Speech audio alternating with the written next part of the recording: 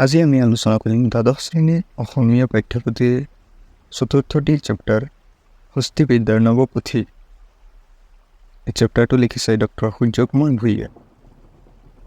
আজি এই চেপ্টাৰৰ সকলো প্ৰশ্ন উত্তৰসমূহ আমি আলোচনা কৰিম, লগতে ইম্পৰ্টেণ্ট PYQs আৰু অতি গুৰুত্বপূৰ্ণ অতিৰিক্ত প্ৰশ্ন উত্তৰ কিছুমানো আলোচনা কৰিম। এটা আছে অতি চমু প্ৰশ্ন 1 নম্বৰৰ বাবে। কুৱেশ্যন নম্বৰ 1, হস্তিবিদ্যাৰ্ণৱ পুথি শীৰ্ষক পাঠটি ক'ৰ পৰা সংগ্ৰহ কৰা হৈছে? উত্তৰ, হস্তিবিদ্যাৰ্ণৱ পুথি শীৰ্ষক পাঠটি যোগেন্দ্ৰ নাৰায়ণ ভূঞা সম্পাদিত সূৰ্য কুমাৰ ভূঞা বিবিধ প্ৰবন্ধ নামৰ গ্ৰন্থৰ পৰা সংগ্ৰহ কৰা হৈছে। হস্তিবিদ্যাৰ্ণৱ পুথি শীৰ্ষক প্ৰবন্ধটি প্ৰথমতে ক'ত প্ৰকাশ পাইছিল? উত্তৰ, হস্তিবিদ্যাৰ্ণৱ পুথি শীৰ্ষক প্ৰবন্ধটি প্ৰথমতে শুক্লেশ্বৰ বৰা সম্পাদিত জয়ন্তী আলোচনীত 1953 চনত প্ৰকাশ পাইছে। কুৱেশ্যন নম্বৰ 3, কটন কলেজৰ প্ৰথমগৰাকী অসমীয়া অধ্যাপকৰ নাম কি? উত্তৰ, কটন কলেজৰ প্ৰথমগৰাকী অসমীয়া অধ্যাপকৰ নাম হ'ল ডক্টৰ সূৰ্য কুমাৰ ভূঞা। সূৰ্য কুমাৰ ভূঞাৰ গৱেষণামূলক গ্ৰন্থখনৰ নাম কি? ডক্টৰ সূৰ্য কুমাৰ ভূঞাৰ গৱেষণামূলক গ্ৰন্থখনৰ নাম হ'ল Anglo Assamese relations 1771 to 1826। Hastividyarnava সাৰ সংগ্ৰহ পুথিখন কোনে ৰচনা কৰিছিল? উত্তৰ, হস্তিবিদ্যাৰ্ণৱ সাৰ সংগ্ৰহ পুথিখন সুকুমাৰ বৰকাথে ৰচনা কৰিছিল। কুৱেশ্যন নম্বৰ 6, সূৰ্য কুমাৰ ভূঞাৰ একমাত্ৰ কবিতা পুথিখনৰ নাম কি? সূৰ্য কুমাৰ ভূঞাৰ একমাত্ৰ কবিতা পুথিখনৰ নাম হ'ল নিৰ্মালী। সূৰ্য কুমাৰ ভূঞাৰ চুটিগল্পৰ পুথিখনৰ নাম কি? সূৰ্য কুমাৰ ভূঞাৰ চুটিগল্প পুথিখনৰ নাম হ'ল পঞ্চমী। কোন চনত সূৰ্য কুমাৰ ভূঞা অসম সাহিত্য সভাৰ সভাপতি হৈছিল? 1953 চনত শ্বিলং অধিৱেশনত সূৰ্য কুমাৰ ভূঞা অসম সাহিত্য সভাৰ সভাপতি হৈছিল। এতিয়া চাম চমু প্ৰশ্ন 2 বা 3 মাৰ্কৰ বাবে। কুৱেশ্যন নম্বৰ 1, হস্তিবিদ্যাৰ্ণৱ সাৰ সংগ্ৰহ পুথিখন কোনে কেতিয়া ৰচনা কৰিছিল? উত্তৰ, হস্তিবিদ্যাৰ্ণৱ সাৰ সংগ্ৰহ পুথিখন স্বৰ্গদেউ শিৱসিংহ আৰু বৰকুঁৱৰী অম্বিকা দেৱীৰ আদেশ অনুসৰি সুকুমাৰ বৰকাথে 1734 খ্ৰীষ্টাব্দত ৰচনা কৰিছিল। পুৰণি অসমীয়া সচিত্ৰ পুথি দুখনৰ নাম লিখা। পুৰণি অসমীয়া সচিত্ৰ পুথি দুখনৰ নাম হ'ল শংখচূড় বধ আৰু লৱ কুশৰ যুদ্ধ। হস্তিবিদ্যাৰ্ণৱ পুথিৰ চিত্ৰবোৰ কোনে অংকন কৰিছিল? হস্তিবিদ্যাৰ্ণৱ পুথিৰ চিত্ৰবোৰ দিলবৰ আৰু দোহাই নামৰ দুজন চিত্ৰকৰে অংকন কৰিছিল। হস্তিবিদ্যাৰ্ণৱ পুথিত কোনকেইজন লোকৰ চিত্ৰ অংকিত হৈছে? উত্তৰ, হস্তিবিদ্যাৰ্ণৱ পুথিত গ্ৰন্থকাৰ সুকুমাৰ বৰকাথ, চিত্ৰকৰ দুগৰাকী দিলবৰ আৰু দোহাই, স্বৰ্গদেউ শিৱসিংহ, বৰকুঁৱৰী অম্বিকা দেৱী আৰু ৰাজকুমাৰ উগ্ৰসিংহ কোঁৱৰৰ চিত্ৰ অংকিত হৈছে। তদুপৰি স্বৰ্গদেউ শিৱসিংহৰ বৰচৰাৰ বিষয়াসকলৰ প্ৰতিমাও অংকন কৰা হৈছে। লগতে আন 8জন ৰজাৰ চিত্ৰ দিয়া আছে, কিন্তু তেওঁলোক কোনজন কোন দেশৰ ৰজা সেইটো উল্লেখ নকৰাত বৰ্তমান চিনাক্ত কৰিব পৰা হোৱা নাই। হস্তিগ্ৰন্থ বুলিলে কি বুজা? উত্তৰ, হস্তিগ্ৰন্থ বুলিলে হাতী বিষয়ক পুথিসমূহক বুজা যায়। মধ্যযুগত অসমীয়া ভাষাত বিভিন্ন বিষয়ৰ ব্যৱহাৰিক জ্ঞানৰ পুথি ৰচিত হৈছিল। তাৰে ভিতৰত হাতী বিষয়ক পুথিসমূহ অন্যতম। অষ্টাদশ শতিকাৰ লেখক সুকুমাৰ বৰকাথৰ হস্তিবিদ্যাৰ্ণৱ সাৰ সংগ্ৰহ এই বিষয়ৰ শ্ৰেষ্ঠ পুথি। এই পুথিসমূহ সাঁচিপতীয়া পুথিৰ আকাৰত পোৱা যায়। হাতীৰ বিভিন্ন ৰোগৰ লক্ষণ, ব্যাধি, হাতীৰ কৰ্ম, হাতীৰ শুশ্ৰূষা আদিৰ বিশদ বৰ্ণনা এনে পুথিবোৰত পোৱা যায়। এনে পুথিবোৰ ব্যৱহাৰিক সাহিত্যৰ ভিতৰো। আমি চাম দীঘলীয়া প্ৰশ্ন 4 বা 5 নম্বৰৰ বাবে। কুৱেশ্যন নম্বৰ 1, ব্যৱহাৰিক সাহিত্য বুলিলে কি বুজা? দুখন অসমীয়া ব্যৱহাৰিক সাহিত্য পুথিৰ নাম লিখা। উত্তৰ, মানুহৰ ব্যৱহাৰিক জীৱনৰ লগত জড়িত অন্ন, বস্ত্ৰ, বাসস্থান অথবা জীৱ জন্তুৰ গুণাগুণ, স্বাস্থ্য আদিক বিষয়বস্তু হিচাপে লৈ ৰচিত পুথিসমূহক ব্যৱহাৰিক সাহিত্য বোলা হয়। এই পুথিবোৰ মধ্যযুগৰ সৃষ্টি। এই শ্ৰেণীৰ সাহিত্যৰ ভিতৰুৱা পুথিৰ বিষয়বস্তুসমূহ দৌল দেৱাল, কাৰেং মৈদাম, ঘৰ দুৱাৰ আদি নিৰ্মাণৰ কৌশলক কেন্দ্ৰ কৰি ৰচিত। ব্যৱহাৰিক সাহিত্য কবিতা, চুটিগল্প, উপন্যাস আদিৰ দৰে বিশুদ্ধ সাহিত্য নহয় যদিও ব্যৱহাৰিক জীৱনত পুথিসমূহৰ মৰ্যাদা অপৰিসীম। অষ্টাদশ শতিকাৰ লেখক সুকুমাৰ বৰকাথৰ হস্তিবিদ্যাৰ্ণৱ সাৰ সংগ্ৰহ এই শ্ৰেণীৰ শ্ৰেষ্ঠ পুথি। এখন অসমীয়া ব্যৱহাৰিক সাহিত্য পুথিৰ নাম হ'ল হস্তিবিদ্যাৰ্ণৱ সাৰ সংগ্ৰহ আৰু ঘোঁৰা নিদান। কুৱেশ্যন নম্বৰ 2, ডক্টৰ সূৰ্যকুমাৰ ভূঞাৰ সাহিত্য প্ৰতিভা সম্পৰ্কে আলোচনা কৰা। অসমীয়া সাহিত্য জগতত প্ৰখ্যাত ইতিহাসবিদ ডক্টৰ সূৰ্যকুমাৰ ভূঞাই কবি হিচাপে প্ৰথমে আত্মপ্ৰকাশ কৰিছিল, যদিও ইতিহাসবিদ হিচাপে পিছলৈ খ্যাতি অৰ্জন কৰে। তেওঁ কেইবাখনো মূল্যৱান গ্ৰন্থ ৰচনা কৰি অসমীয়া সাহিত্যৰ ভঁৰাল চহকী কৰিছিল। সূৰ্যকুমাৰ ভূঞাৰ একমাত্ৰ কবিতা পুথিখনি হ'ল নিৰ্মালী, চুটিগল্পৰ পুথি পঞ্চমী, উল্লেখযোগ্য প্ৰবন্ধ সংকলন ত্ৰিপদী আৰু সূৰ্যকুমাৰ ভূঞাৰ বিবিধ প্ৰবন্ধ। তেখেতৰ জীৱনীমূলক গ্ৰন্থসমূহ হ'ল গোপাল কৃষ্ণ গোখলে, আনন্দৰাম বৰুৱা, অসম জীয়ৰী, জোনাকী চামেলি। ঐতিহাসিক তথ্যপূৰ্ণ পুথি হ'ল কোঁৱৰ বিদ্ৰোহ, বুৰঞ্জীৰ বাণী, ৰমণী গাভৰু, মিৰ্জুমলাৰ অসম আক্ৰমণ আৰু লাচিত বৰফুকন। ইংৰাজী ভাষাত ৰচিত উল্লেখযোগ্য গ্ৰন্থবোৰ হ'ল an Assamese Nurjahan, elderly British relations with Assam, Lachit Borphukan and his times, Atan Buragohain and his times, men I have met, London memories আৰু গৱেষণা গ্ৰন্থ Anglo Assamese relations 1771 to 1826।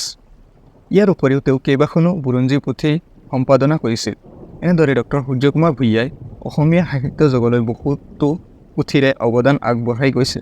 Question number 3, Hastividyarnava পুথিৰ বিষয়বস্তুৰ এটি আভাস দিয়া।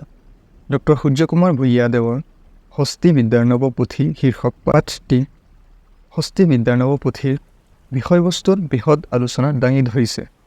সুকুমাৰ বৰকাথৰ দ্বাৰা বিৰচিত হস্তিবিদ্যাৰ্ণৱ সাৰ সংগ্ৰহ পুথিত হাতীক কেন্দ্ৰ কৰি বিষয়বস্তুৰ জুমুঠা বন্ধা হৈছে। সুকুমাৰ বৰকাথে যাৱতীয় সংস্কৃত গ্ৰন্থ, অসমত প্ৰচলিত কিছুমান হাতী বিষয়ক পুথি, দাঁতিকাষৰীয়া জাতিৰ মাজত প্ৰচলিত হাতীৰ ব্যাধিৰ প্ৰতিকাৰ, এই সকলো হস্তি জ্ঞান একত্ৰ কৰি পুথিখনৰ বিষয়বস্তু নিৰ্মাণ কৰিছে। গতিকে অসমীয়া সাহিত্যত এই পুথিৰ গুৰুত্ব অসীম। হস্তিবিদ্যাৰ্ণৱ পুথিৰ প্ৰধান বিষয়বস্তু এনেধৰণৰ। এই পুথিত বিবিধ হাতীৰ লক্ষণ সম্পৰ্কে বৰ্ণনা কৰা হৈছে। ভাল হাতী, বেয়া হাতীৰ লক্ষণ বৰ্ণনা কৰাৰ লগতে আন ৰজাৰ লগত অপ্ৰীতিবৰ্ধক হাতীৰ লক্ষণো বৰ্ণনা কৰা হৈছে। হাতীশাল নিৰ্মাণৰ নিয়ম, যেনে কাঠৰ নিৰ্বন্ধ, হাতী বন্ধা খুঁটাৰ মান, ইয়াৰ উচ্চতা, বতাহ ৰ'দ সোমাব পৰাৰ কেনে ব্যৱস্থা হ'ব লাগিব, সকলো কথা কোৱা হৈছে। যাত্ৰাকালত আৰু উভতি অহাৰ পিছত হাতীৰ শুভ কাম, কামণ্ডকীয় নীতিসাৰ মতে হস্তিৰ কৰ্ম, যুদ্ধ হস্তিৰ কথা, ঐৰাৱত হাতীৰ কথা, নিন্দিত হাতীৰ কথা, হাতীক যুদ্ধকালত ব্যৱহাৰ কৰা, উপটৌকন হিচাপে প্ৰেৰণ কৰা, ৰজাৰ গড়ৰ বাহিৰত ৰাখি ৰজাৰ প্ৰতি পত্তি প্ৰদৰ্শন কৰা, এই সকলো কথা লিখা আছে। তদুপৰি সোণ ৰূপৰ মূল্যৰ দৰে হাতীৰ দাঁতৰ মূল্যৰ বিষয়েও গ্ৰন্থখনত উল্লেখ পোৱা যায়। কামণ্ডকীয় নীতিসাৰৰ উল্লেখ মতে হাতীক কৰ্মত প্ৰয়োগ কৰাৰ নিৰ্দিষ্ট নিয়ম বা বিধান আছিল। যুদ্ধক্ষেত্ৰত কেনে হাতী প্ৰয়োগ কৰিব, কোন হাতীত উঠিলে ৰজাৰ মংগল আৰু সমৃদ্ধি হ'ব, কোন হাতীত উঠিলে বেয়া, তাৰ নিয়ম ব্যাখ্যা কৰা আছে। স্বৰ্গদেউৰ ঘাই হাতীক শিকোৱাৰ নিৰ্বন্ধও যুগুত কৰা আছে। ময়দাৰ, মেদবৃদ্ধি, মন পুষ্টি, মন চোকা, এই সকলোবিলাকৰ বুজ লোৱা হৈছে। হাতী কেনেদৰে অধিক বলৱন্ত হ'ব, হাতীক কেনেদৰে মন্ত্ৰৰে বশ কৰিব, তাৰো বিধান হস্তিপুথিত উল্লেখ আছে। এনেদৰে বিশ্লেষণ কৰিলে দেখা যায় যে হাতীক কেন্দ্ৰ কৰি পুৰণি কালত ৰজা মহাৰজাসকলে বিবিধ মাধ্যম প্ৰয়োগ কৰিছিল, যিবোৰ হস্তিবিদ্যাৰ্ণৱ পুথিৰ বিষয়বস্তু হিচাপে ৰক্ষিত হৈছে। মংগলদায়ক হাতীৰ লক্ষণ সম্পৰ্কে হস্তিবিদ্যাৰ্ণৱ পুথিত থকা বিৱৰণটি নিজৰ ভাষাত লিখা। উত্তৰ: সুকুমাৰ বৰকাথৰ হস্তিবিদ্যাৰ্ণৱ সাৰ সংগ্ৰহ পুথিত মংগলদায়ক হাতীৰ বিস্তৃত বৰ্ণনা দাঙি ধৰিছে। হস্তিবিদ্যাৰ্ণৱ পুথিত হাতীৰ বৰ্ণনা দাঙি ধৰিবলৈ যাওঁতে বিবিধ হাতীৰ দুখ গুণৰ বৰ্ণনা দাঙি ধৰিছে। ভাল হাতী, বেয়া হাতী, যুদ্ধ হস্তি, অপ্ৰীতিবৰ্ধক হাতী, স্বৰ্গদেউৰ গড়ৰ বাজত থকা হাতী, স্বৰ্গদেউৰ শুভ কাৰ্যত প্ৰয়োগ হোৱা হাতী, শুভযাত্ৰাত ব্যৱহাৰ্য হাতী ইত্যাদি বিবিধ হাতীৰ বৰ্ণনা দাঙি ধৰিছে। মংগলদায়ক হাতীৰ বৰ্ণনা এইদৰে কৰিছে যে শৰীৰৰ বৰণ হ'ব লাগে শ্যাম বৰ্ণ, দেখাত সুন্দৰ হ'ব লাগে। প্ৰকাণ্ড প্ৰাণী যদিও শৰীৰ হ'ব লাগে স্থূল। দুয়োটা দাঁত সমান দীঘল হোৱা উচিত। সমানে ৰংগ অৰ্থাৎ আনন্দ কৰা হ'ব লাগে। কামৰ সময়ত আগলৈ চাপি যোৱা হাতীৰ লক্ষণ ভাল। কালশিলী বৰ্ণৰ হাতীও মংগলজনক। আগছোৱা জোঙা, নখ অলপ ক'লা বা পাতল ক'লা বৰণৰ হোৱা উচিত। বলৱন্ত হাতীৰ মূল্য অধিক। এনে হাতীয়ে ৰজাক গড়ৰ ভিতৰ বাহিৰ সকলোতে ভাল কাম দেখুৱায়। তেনে লক্ষণৰ হাতীক উত্তম আহাৰ দি সোনকালে বশ কৰিব পৰা যায়। এনেদৰে পুৰণি কালত ভাল হাতী বা উন্নত গুণসম্পন্ন হাতীক মংগলদায়ক হাতী বুলি কোৱা হৈছিল আৰু এনে হাতীক ৰজা মহাৰজাসকলে গুৰুত্ব সহকাৰে বিষয়া নিযুক্ত কৰি পোহপাল দিয়াৰ ব্যৱস্থা লৈছিল। কুৱেশ্যন নম্বৰ 5, হস্তিবিদ্যাৰ্ণৱ পুথিৰ গদ্যশৈলীৰ বিষয়ে চমুকৈ আলোচনা কৰা। উত্তৰ: হস্তিবিদ্যাৰ্ণৱ সাৰ সংগ্ৰহ পুথিখনি সুকুমাৰ বৰকাথৰ অনবদ্য সৃষ্টি। বিভিন্ন হাতীৰ গুণাগুণ ব্যাখ্যাৰে পুথিখনে অসমীয়া সাহিত্যলৈ এক বিশিষ্ট বৰঙণি আগবঢ়াইছে।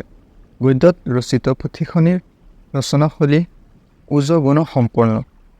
সংস্কৃত ভাষাত প্ৰাপ্ত কেইখনমান গজশাস্ত্ৰ পুথি যেনে পালকাপ্য মুনিৰ বিৰচিত হস্তি আয়ুৰ্বেদ, নীলকণ্ঠ বিৰচিত মাতংগ লীলা, গজেন্দ্ৰ চিন্তামণি, কামণ্ডকীয় নীতিসাৰ ইত্যাদি পুথিৰ সমাহাৰ আৰু অসমত প্ৰচলিত পুৰণি হাতী বিষয়ক পুথি লগতে দাঁতি কাষৰীয়া জাতিৰ মাজত প্ৰচলিত হাতীৰ ব্যাধিৰ নানান প্ৰতিকাৰৰ বিষয়ক পুথিক বিষয়বস্তু হিচাপে লৈ হস্তিবিদ্যাৰ্ণৱ সাৰ সংগ্ৰহ পুথিৰ জুমুঠি বন্ধা হৈছে।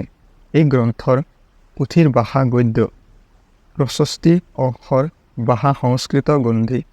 এই মূলত সংস্কৃত পুথিক অনুকৰণ কৰা হেতুকে ভাষা সংস্কৃত গ্ৰন্থি।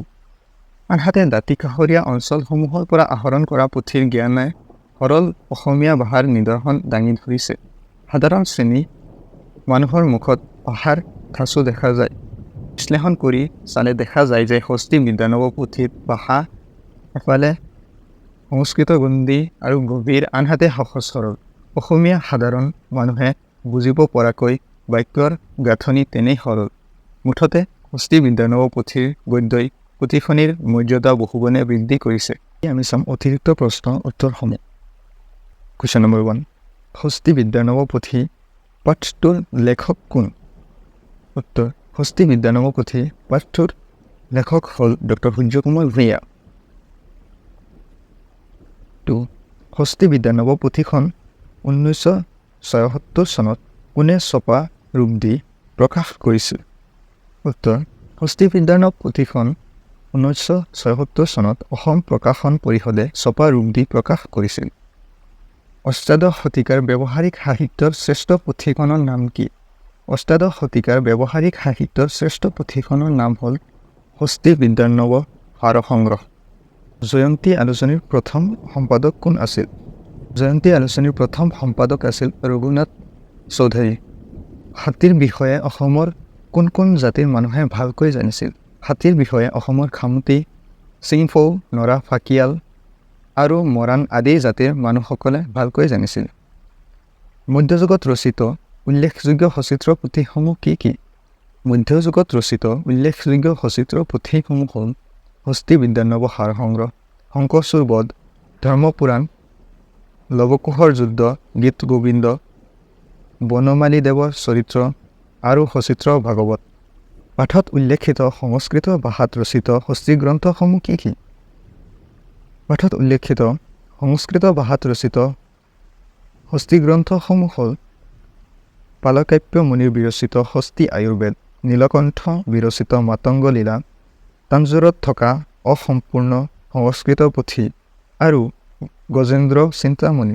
ইয়াৰ উপৰি বৰাহমিহিৰৰ বৃহৎ সংহিতা, সোমদেৱৰ যহস্তিলক, কৌটিল্যৰ অৰ্থশাস্ত্ৰ আৰু কামণ্ডকীয় নীতিসাৰ।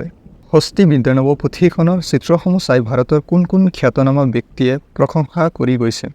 হস্তিবিদ্যাৰ্ণৱ পুথিখনৰ চিত্ৰসমূহ চাই মহাত্মা গান্ধী, পণ্ডিত জৱাহৰলাল নেহৰু, ডক্টৰ ৰাজেন্দ্ৰ প্ৰসাদ এইসকলে প্ৰশংসা কৰি গৈছে।